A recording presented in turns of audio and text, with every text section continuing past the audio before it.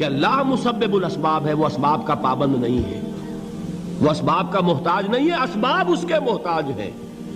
اگر یہ یقین ہے تو اللہ پر ایمان ہے، یہ نہیں ہے تو تمہارا ایمان اسباب پر ہے، وسائل پر ہے، ذرائع پر ہے، مادیات پر ہے، اللہ پر نہیں۔ اس وقت کہاں راستہ تھا؟ کوئی راستہ تھا؟ سمندر ہے اور ادھر سے لشکر آ گیا ہے۔ کلا ان معی ربی سیہدین۔ اب دیکھیے ایمان کہہ دینا آسان ہے، ہوا معکم اینما کنتم، جہاں کہیں بھی تم ہوتے ہو اللہ تمہارے ساتھ ہوتا ہے، لیکن اس کا یقین قائم ہو جائے تو زمین و آسمان کا فرق واقع ہو جائے۔ یہی بات ہوئی حضور کے ساتھ۔ غار ہے، چھپے ہوئے ہیں محمد الرسول اللہ اور آپ کے وہ یار غار ابو بکر صدیق رضی اللہ تعالی عنہ۔ اقبال نے حضرت ابو بکر کی شان میں چند اشعار کہے صرف، لیکن واقعہ یہ ہے کہ بھاری بھاری نظموں پر اور قصیدوں پر بھاری ہے، طویل ترین نظمیں اور قصیدے ہوں ان پر بھاری ہے۔ ہمت ابو بکر کی ہمت جو ہے، کشت ملت را جو ابر، جیسے بارش سے کھیتی اپجتی ہے، ابو بکر کی ہمت اور عزیمت اس امت کو اسی طرح سینچنے والی ہے۔ ثانیے اسلام و غار و بدر و قبر، وہ دوسرے تھے اسلام میں، دوسرے پہلے کون تھے؟ انا اول المومنین، حضور فرماتے ہیں سب سے پہلا ایمان لانے والا میں، دوسرے ابو بکر۔ ویسے ہمارے ہاں یہ چلتا ہے اختلاف، حضرت علی پہلے ہیں کہ حضرت ابو بکر پہلے ہیں، لیکن اس میں بڑی خوبصورت تطبیق قائم کی ہے علماء نے اور بہت صحیح ہے۔ چار کے بارے میں فیصلہ ہی مت کرو کہ کون پہلے ہے، ان کی ایک عجیب تقسیم کر دی ہے۔ آزاد مردوں میں، بالغ مردوں میں سب سے پہلے ابو بکر، بچوں میں سب سے پہلے علی، خواتین میں سب سے پہلے خدیجہ، اور غلاموں میں سب سے پہلے زید ابن حارثہ۔ بڑی پیاری تقسیم ہے، یہ چاروں ہی پہلے ہیں، ہر ایک کے لیے اولیت ہے۔ اور واقعہ یہ ہے کہ اگر زمانی اعتبار سے تعین ہوگا تو پہلے خدیجۃ الکبریٰ آئیں گی رضی اللہ تعالی عنہ، کسی اور سے بات کرنے کی نوبت بعد میں آ سکتی ہے، پہلے تو اہلیہ محترمہ سے بات ہوئی، آتے ہی پہلی وحی ہوئی ہے، ابھی تبلیغ کا حکم نہیں تھا۔ کس کو بتایا واقعہ؟ ابھی اپنی نبوت کی تبلیغ کا تو حکم ہی نہیں آیا۔ واقعہ کس کا ہے؟ وہ خدیجہ کا ہے۔ جب کہا ہے کہ خشیت علی نفسی، مجھے اپنی جان کا اندیشہ ہے، تو کیا جواب دیا خدیجہ نے رضی اللہ تعالی عنہا؟ وہ صدیقۃ الکبریٰ ہے۔ صدیقات جو ہے خواتین، ان میں چوٹی پر خدیجۃ الکبریٰ ہے رضی اللہ تعالی عنہا، اور صدیق جو مرد ہیں ان میں صدیق اکبر ہے ابو بکر صدیق رضی اللہ تعالی عنہ، لیکن صدیقات میں چوٹی پر۔ جب حضور نے فرمایا خشیت علی نفسی، کیا فرمایا، کیا عرض کیا، کیسے تسلی دی؟ نہیں نہیں، اللہ آپ کو ضائع نہیں کرے گا، آپ غریبوں کے ہمدرد ہیں، آپ مساکین کے تکالیف رفع کرنے والے ہیں، آپ بیواؤں کی سرپرستی کرتے ہیں، آپ مسافروں کی خدمت کرتے ہیں، اللہ آپ کو ضائع نہیں کرے گا۔ یہ یقین ہے اس خاتون کے اندر۔ خیر وہ ایک علیحدہ بات ہو جائے گی۔ میرے دل پر حضرت خدیجہ رضی اللہ تعالی عنہ کی شخصیت کا بڑا گہرا نقش ہے، جو وہ کوئی اور ہی وقت اور موقع ہوا تو بیان ہوگا۔ بہرحال اقبال نے ایک مصرے میں جو چار اولیتیں جمع کر دی ہیں، ہمتیں او کشت امت را چو ابر، ثانی اسلام و غار و بدر و قبر۔ اسلام میں حضور کے بعد پہلے کون؟ ابو بکر۔ غار میں حضور کے ساتھ کون؟ ابو بکر۔ بدر کی رات اللہ کا رسول سر بسجود، وہ گھاس پھوس کی جو جھوپڑی بنائی گئی تھی، اور وہاں تلوار ننگی لے کر پہرا دینے والا کون؟ ابو بکر۔ اور اس حجرہ عائشہ میں محمد کے بعد سب سے پہلے دفن ہونے والا کون؟ ابو بکر رضی اللہ تعالی عنہ صلی اللہ علیہ وسلم۔ وہ جو معاملہ میں سنا رہا تھا غار ثور کا، حضرت ابو بکر بھی حضور کے خیال سے لرز گئے ہیں. آپ کو یاد ہوگا کہ جا کر پہلے تمام جتنے سوراخ تھے انہیں بند کیا ہے. ایک سوراخ رہ گیا تھا جس کو بند کرنے کے لیے کوئی کپڑا نہیں تھا. وہاں اپنی ایڑی رکھی ہے. تب کہا ہے حضور سے تشریف لائیے, اور اپنے زانو پر حضور کو لٹایا ہے.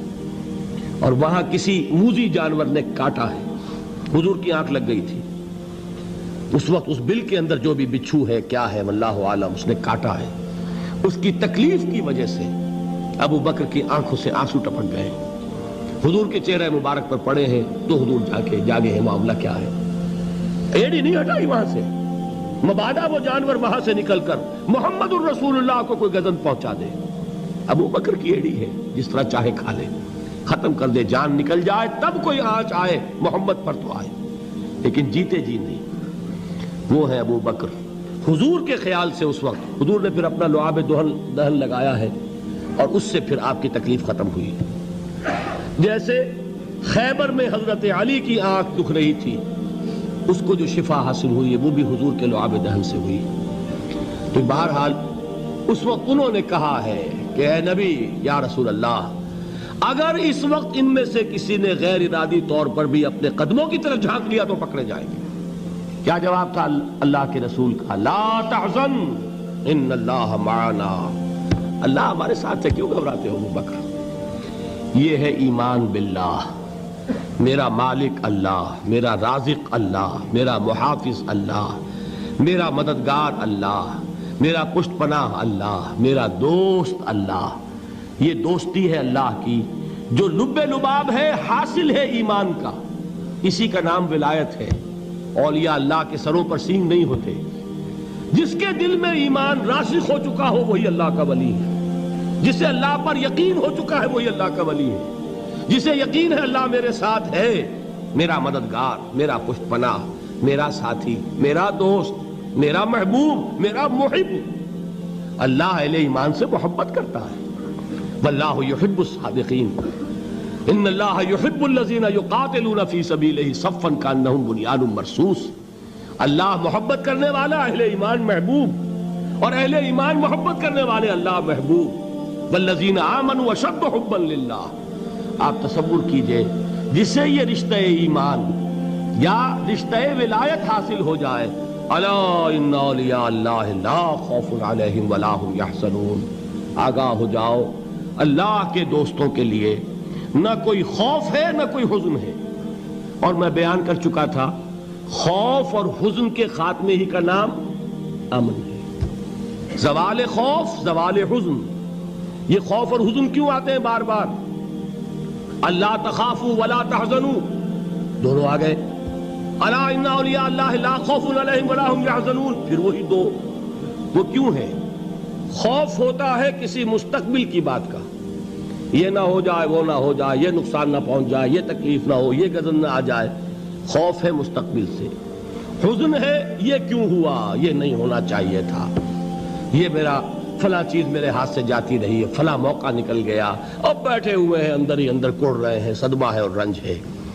اور جو اللہ پر ایمان رکھتا ہے وہ جانتا ہے ما اصاب من مصیبت فی الارض ولا فی انفسکم الا فی کتاب من قبل ان نبرأها ان ذلک علی اللہ یسیر لکی لا تعصوا علی ما فاتکم ولا تفرحوا بما آتاکم واللہ لا يحب كل مختال فخور. اس زمین میں یا تمہاری جانوں میں کوئی تکلیف, کوئی مصیبت نہیں آ سکتی سوائے اس کے کہ جو اللہ نے لکھ دی ہو, اس سے پہلے کہ وہ ظاہر ہو. جس کو یہ حقیقت معلوم ہو گئی اس کو یہ طرز عمل اختیار کرنا چاہیے. جو چیز چھن جائے, جاتی رہے, چھوٹ جائے, اس پر افسوس نہ کرو. کس نے چھینی؟ دوست نے. دوست کے فیصلے پر شکایت. دوستی کو بٹا لگا رہے ہو, سرے تسلیم خم ہے جو مزاج یار میں آئے. اگر دوستی ہے تو پھر تو تمہیں گردن جھکانی چاہیے کہ ہر چہ ساقی ماریخت عین الطافست, جو بھی میرا ساقی میرے پیالے میں ڈال دے اس کا کرم ہے. جو اس کی طرف سے آئے اس پر کوئی رنج نہیں, کوئی صدمہ نہیں, کوئی غم نہیں, کوئی شکایت نہیں, کوئی شکوہ نہیں. اور جو ہوگا وہ اس کے اذن کے بغیر نہیں ہوگا, اور اس کا اذن ہوگا تو یقیناً میرے لیے خیر ہی خیر ہے, چاہے وہ ناگوار شے ہو, بظاہر مجھے اچھی نہ لگ رہی ہو، میری شارٹ سائٹڈنس میں مجھے وہ نظر آ رہی ہے کہ میرے لیے بری ہے، لیکن قرآن نے کہا ہے عسیٰ ان تکرہوا شیئا وہو خیر لکم وعسیٰ ان تحبوا شیئا وہو شر لکم واللہ یعلم وانتم لا تعلمون۔ ہو سکتا ہے تم کسی چیز کو ناپسند کرو، درحال ہے کہ اسی میں تمہارا خیر ہو، اور ہو سکتا ہے تم کسی چیز کو پسند کرو، درحال ہے کہ اس میں تمہارا شر ہو۔ اللہ جانتا ہے، تم نہیں جانتے۔ جب مجھے یہ بات معلوم ہو گئی، میں نے اپنا معاملہ اللہ کے حوالے کیا۔ سپردم بے تو مایا خیش را تو دانی حساب کم و بیش را۔ اے رب، جو تو چاہتا ہے وہ ہو، تیرے علم میں جو شے میرے لیے خیر ہے وہ ہو جائے، میری کوئی پسند نہیں، میری کوئی چاہت نہیں، یہ ہے راضی برضائے رب۔ اکبر الہ آبادی نے اسے کہا ہے رضائے حق پہ راضی رہ، یہ حرف آرزو کیسا، خدا خالق، خدا مالک، خدا کا حکم تو کیسا۔ جب میں آ گیا بیچ میں، میری پسند، میری مرضی، میری خواہش، میری چاہت، یہی تو شرک ہے۔ ما شاء اللہ کان وما لم یشاء لم یکن، جو اللہ نے چاہا وہ ہوا، جو اس نے نہیں چاہا نہیں ہوا، اختیار اس کا ہے، میرا تو نہیں۔ رضائے حق پہ راضی رہ، یہ حرف آرزو کیسا، خدا خالق، خدا مالک، خدا کا حکم تو کیسا۔ اقبال نے اسے کہا ہے فارسی میں، اب آپ کہیں اس کا ترجمہ بھی کرو تو وہ مجھے ذرا اس وقت کچھ بہت ہی بدذوقی کسی بات نظر آئے گی۔ جائیے پوچھئے کسی سے جسے فارسی آتی ہو۔ برو کشید ز پیچا کے ہست و بود مرا، چے اقدہا کے مقام رضا کشود مرا۔ مجھے تو تمام پیچ و خم سے نکال دیا اس مقام رضا نے۔ میں راضی برضائے رب ہوں، جو فیصلہ اس کا میں اس پر راضی۔ تو کہاں کا حزن اور کس کا خوف، یہی زوال حزن اور زوال خوف، یہی ہے امن، یہ نتیجہ ہے ایمان کا۔ تو جان لیجئے یہ ہے لب لباب، یہ ہے حاصل ایمان کا۔ یہ ہے تو ایمان ہے، یہ نہیں ہے تو ایمان نہیں۔